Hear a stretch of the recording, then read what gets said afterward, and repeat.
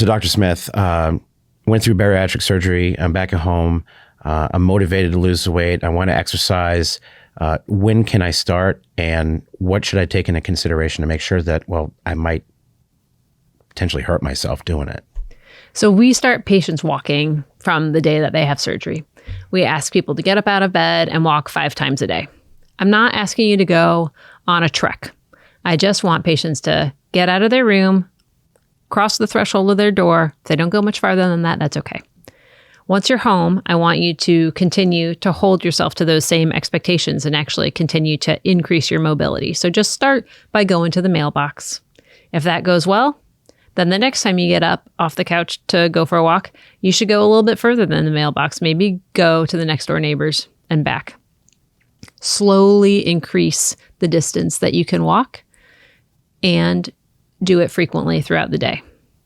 What I worry is that you might be too ambitious right when you get home and go too far and discover that it's too hard to get back. Mm-hmm. I don't want that to happen to people. Once you get to the point where you really feel like you can walk a good distance, it's taking a reasonable amount of time and you're ready for more, that's great. If you're in the first 6 months after surgery or you haven't yet achieved your weight plateau, I want you to stick with cardio activity because this is going to be in keeping with the metabolic messages that your body is getting that we're trying to take weight off.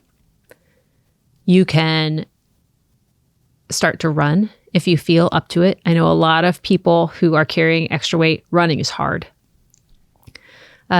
But you can ride a bike as long as you're going to be safe. You got to make sure that you're wearing a helmet and you're not going to fall. So if you live in a safe area where you can ride a bike outside, that's an option. You can ride on a stationary bike, that's fine. If an elliptical trainer is an option for you, that's also available. You can do something like the Stairmaster. We used to say that we didn't want you to use your core or lift anything heavy for the first 6 to 8 weeks after surgery. We found that's not really very data-driven. And so we are newly saying that if you feel up to something a little bit more strenuous that uses your core, that's okay. But you should start slowly. So I'm thinking of things like the rowing machine or a plank, some kind of core activity. Slowly ease your way into that. All of those are great options. There are a lot of people who are really interested in lifting weights, and that is great. Lifting weights makes you healthier. It increases your muscle mass. However, I ask my patients not to do that for the first 6 months after bariatric surgery because I find that if you are lifting weights in order to build muscle mass, that is sending your body the message that you need to build. And that is going to tell your body that you need more calories. And people do this and then they feel hungry. And so my experience with my patients in the early weight loss phase is that if they start to try to build muscle through weightlifting, that they don't lose as much weight.